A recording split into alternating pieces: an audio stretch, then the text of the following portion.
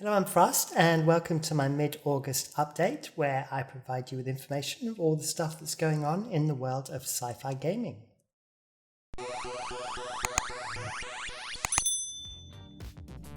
So, welcome back, and the very first thing that we're going to start off with is what happened in early August. And the big thing that happened was Night City Wire Episode 2.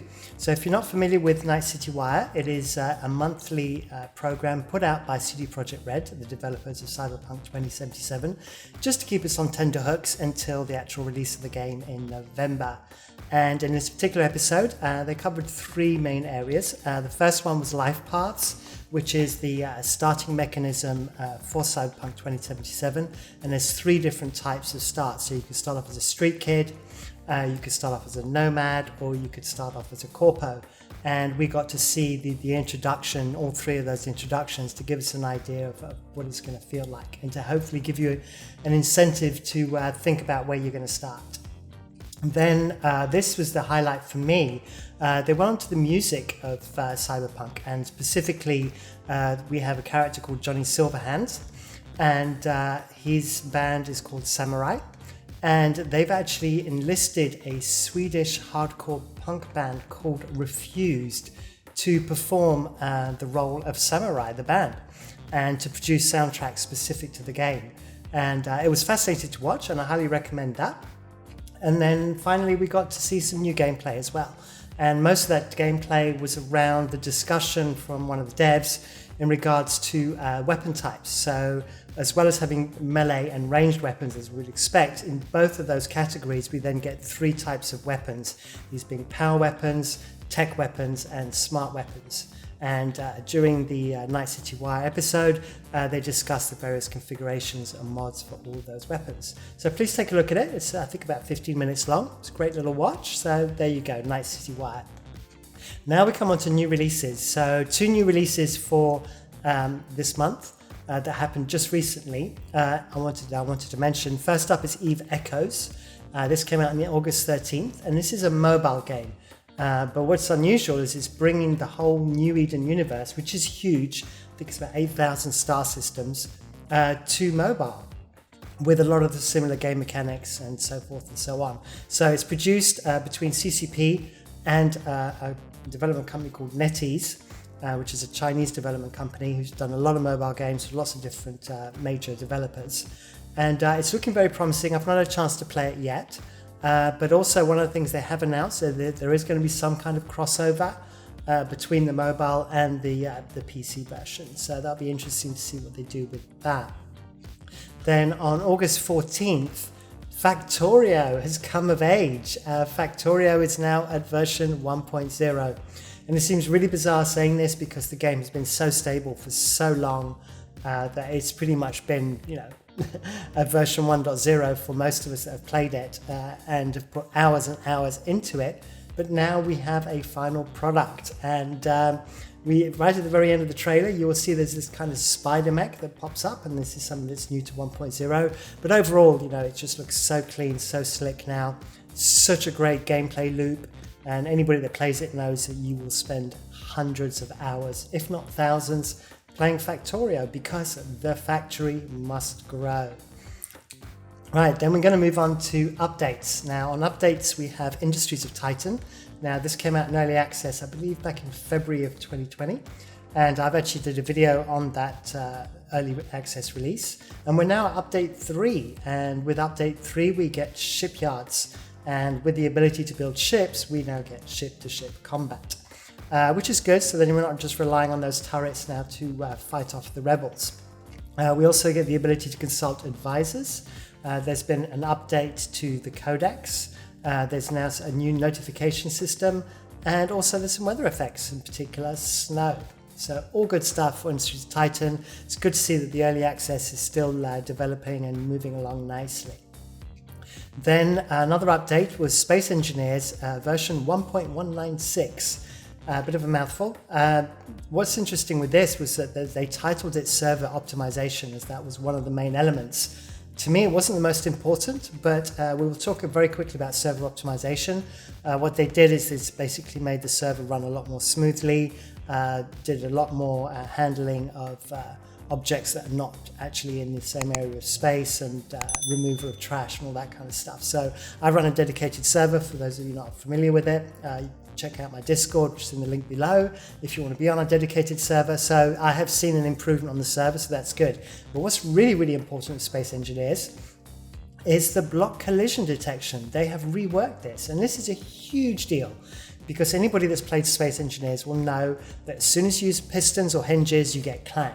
And clang is an element where the blocks, the edges of the blocks don't actually align to what you visually see, and it causes physics issues, and you end up with blocks jumping around all over the place and creating havoc.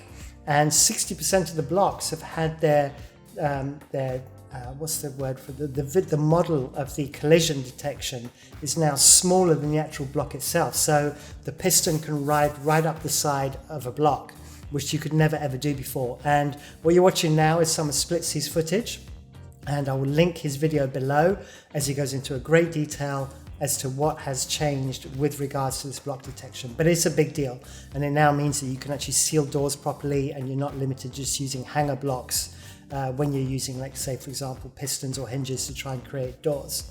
So great stuff there.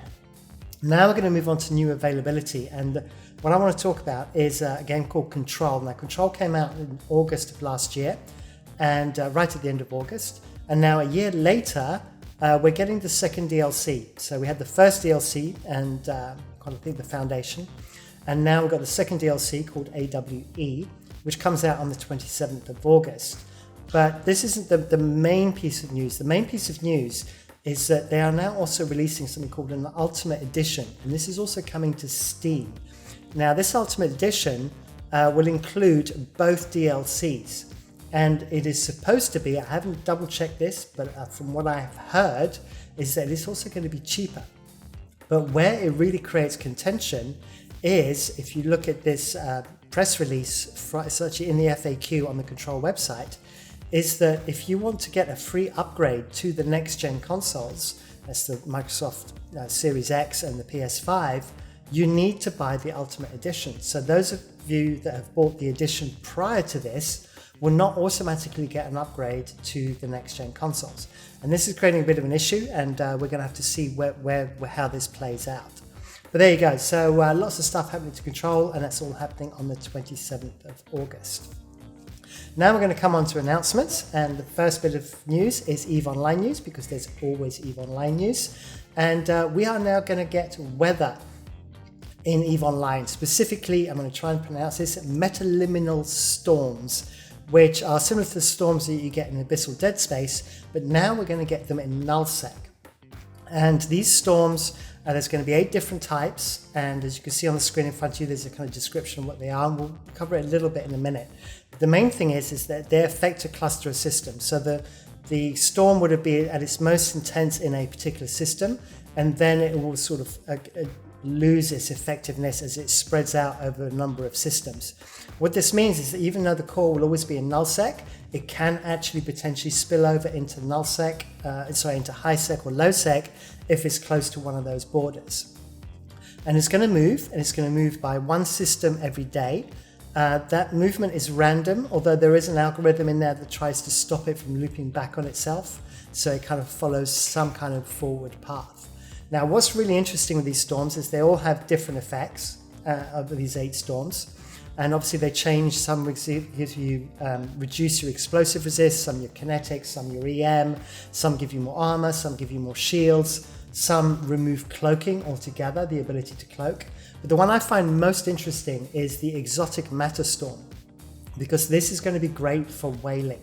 Because one of the things that it gives you is it spawns extra ore anomalies, which is going to bring out the raw cores.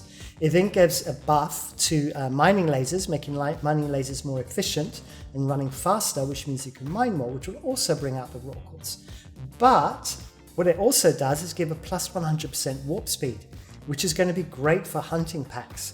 And also you've got the 50% scan resolution, which means that tackle can tackle much faster. So what this is going to mean, I can foresee that you're going to have hunting packs that just regularly travel with these exotic storms, just constantly whaling for raw cores. So I think that's going to be an interesting little gameplay element there. And we're going to have to see how that plays out. And that's going to be coming out over the next month. We don't have a specific date yet, but it'll be in one of the 4 updates from one of the Tuesday updates in EVE Online. Then moving on to Empyrion, they got a new trailer. Nothing new in the game, but they've got a new trailer. For those of you not familiar with Empyrion, it is still in early access. I believe it's alpha. And it's very, very similar to Space Engineers. Some differences to the gameplay. So yeah, just wanted to bring to your attention that there is a new trailer, and I will get around to playing it one of these days, and then I can give you much more details about it. And then we're going to go on to delays. Now, the big delay that has been announced is Halo Infinite. So Halo Infinite was supposed to be the flagship game that was going to come out at the same time as the next-gen Xbox, the Microsoft Series X, and it's now been delayed till 2021.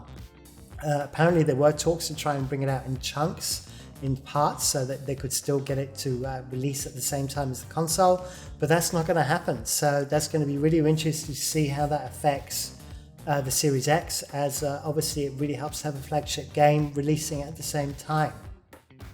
Then another delay, and this one was literally announced at the last minute, and that is Tactical Troops Anthracite Shift, which I mentioned in an earlier update. It's supposed to come out on the 20th of August, and we found out on the 13th that it's been delayed by around 3 months. We don't have a new release date, just that it's going to be about 3 months.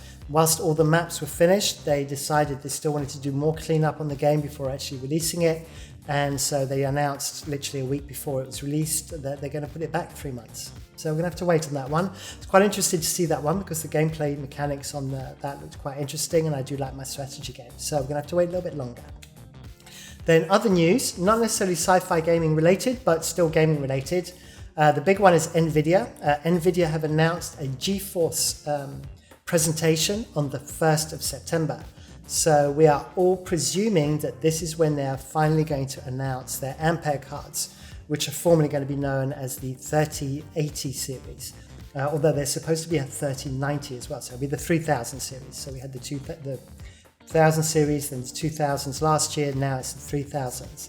And so there's also mention, like I said, of the 3090. So 1st of September, 9 p.m. Pacific time, that's when the announcement's going to be made. So keep an eye out. If you're like me, you want to know whether you're going to try and decide whether you're going to go for an Nvidia or an AMD, this is going to be the start of that whole decision-making process.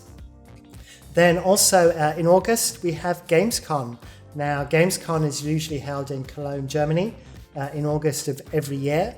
Obviously, due to the situation, there is no live event this year, not an in-person event. So it's going to be a virtual event, and that is happening from the 27th to the 30th of August. And it will be interesting to see how well it does this year, because obviously E3 may not be around next year. We really don't know. It didn't look like it was happening very well this year. So maybe the Gamescom will become the de facto place for games to be announced in the future. So if that grabs your interest, Gamescom 27th to 30th of August. And that pretty much wraps it up for me for this news update. I hope you found that interesting. If you did, please give me a like. You can dislike it too, that's fine. Be sure to subscribe, as I do release content on a regular basis, and hit the bell icon to get those notifications. And finally, check the link below for my Discord for details of our Space Engineers server and my streams, where I'm currently streaming Planetfall on Wednesdays, Space Engineers on Saturdays. All right, that's all for now. Thank you for watching. Until the next one. Bye.